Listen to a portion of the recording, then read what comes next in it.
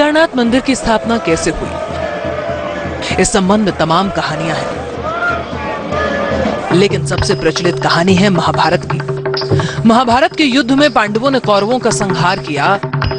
युद्ध तो पांडवों ने जीत लिया, लेकिन अपने ही भाई और गोत्र की हत्या करने की वजह से उनमें अपराध बोध की भावना घर कर गई। तब भगवान कृष्ण ने उन्हें सुझाव दिया कि वो काशी क्षेत्र में महादेव की पूजा कर मुक्ति प्राप्त कर ले। कथा के मुताबिक जब पांडव काशी पहुंचे तो महादेव काशी से प्रस्थान कर चुके थे। पांडव आगे बढ़े, लेकिन गुप्त काशी में भी शिव ने पांडवों को दर्शन नहीं दिए, जिसके बाद पांचों भाई केदार खंड की तरफ रवाना हुए। पौराणिक मान्यता है कि पांडवों ने भैंसे रूपी शिव के पृष्ठभाग को छू लिया, जिसके बाद इसी रूप में शिव ने पांडवों को दर्शन दे दिए। भैंसे रूपी शिव के विभिन्न अंगों को पंच केदार कहा गया।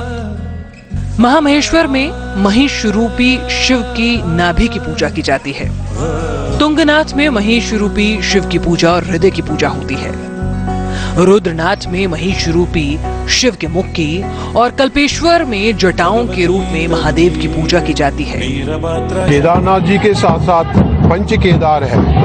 केदारम मध्यमम तुंगम तथा रुद्रालयम प्रियम कल्पकम च महादेवी सर्व पाप प्रणाशनम।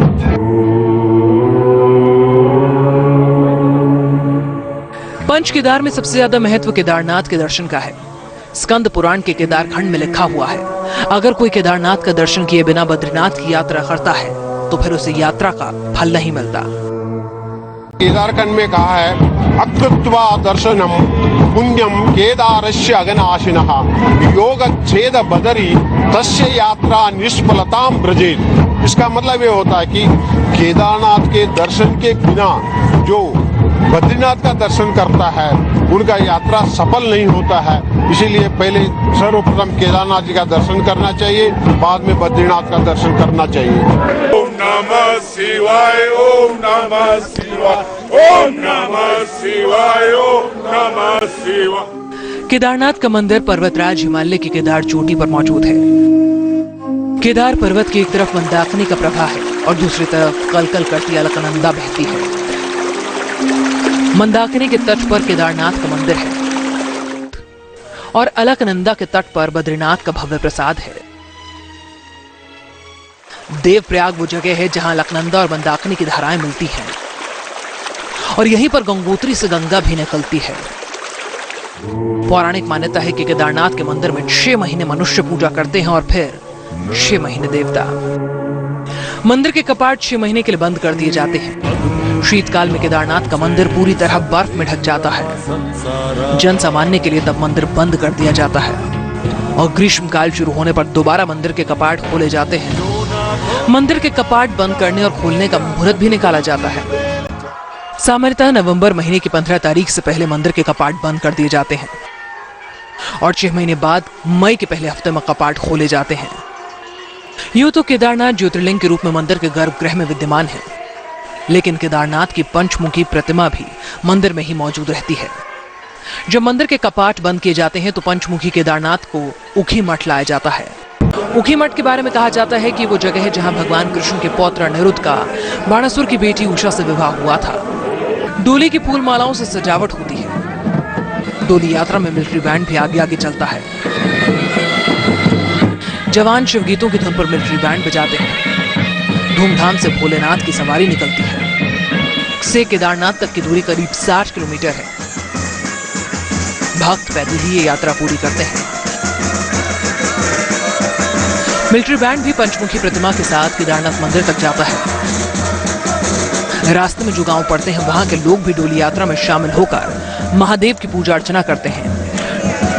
डोली यात्रा का पहला पड़ाव गुप्तकाशी है। यहाँ भक्त आराम करते हैं। गौरीकुंड डोली यात्रा का दूसरा अहम पड़ाव है। यहाँ मां गौरामाई के मंदिर में केदारनाथ को रात्रि विश्राम कराया जाता है। गौरीकुंड में प्राकृतिक गर्म जल का कुंड है। यहाँ यात्री स्नान कर थकान मिटाते हैं। डोली यात्रा केदारनाथ में शाम को पहुंचती है और अगली सुबह केदारनाथ के कपाट खुलने तक रात भर शिव भजन पर भक्त झूमते नाचते हैं। हालांकि 1000 सालों से केदारनाथ एक महान तीर्थ स्थल रहा है। केदारनाथ मंदिर को सबसे खास बनाती है इसकी बनावट।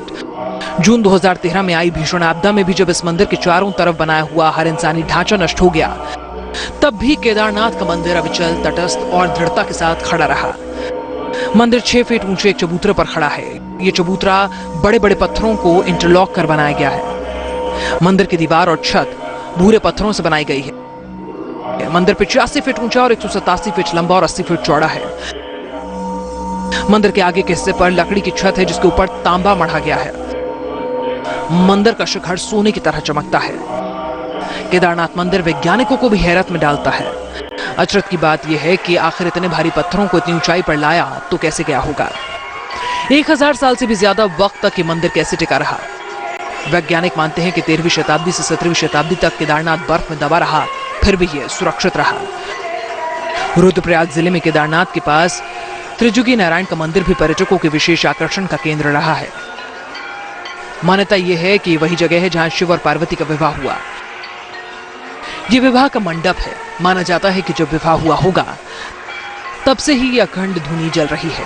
विवाहित जोड़े भी यहाँ खासतौर से आशीर्वाद लेने के लिए पहुंचते हैं। वहाँ भगवान शिव जी का, माँ पार्वती और शिव जी का विवाह हुआ था, इसलिए वहाँ अभी भी 3 युगों से जो वहाँ का अग्नि प्रचलित है वो तो चल ही रहा है। इसीलिए उसका नाम शिव जी का विवाह होने के नाते और 3 युगों से अग्नि चलता रहने के कारण उसको त्रियुगी नारायण के नाम से जाना जाता है। केदारनाथ मंदिर के पीछे आदि गुरु शंकराचार्य की समाधि है। माना जाता है कि 4 धाम की स्थापना के बाद आदि शंकराचार्य यहीं पर समाधिस्थ हो गए। मंदिर के पास उदक कुंड, रेतस कुंड, हंस कुंड और अमृत कुंड विद्यमान है। केदारनाथ हजारों सालों से हिंदुओं की आस्था का केंद्र रहा है। जून 2013 में आई घनघोर आपदा भी श्रद्धालुओं के विश्वास को डिगा नहीं सकी है। केदारनाथ आज भी श्रद्धा और आस्था का अटल प्रतीक बनकर हमारे सामने खड़ा है।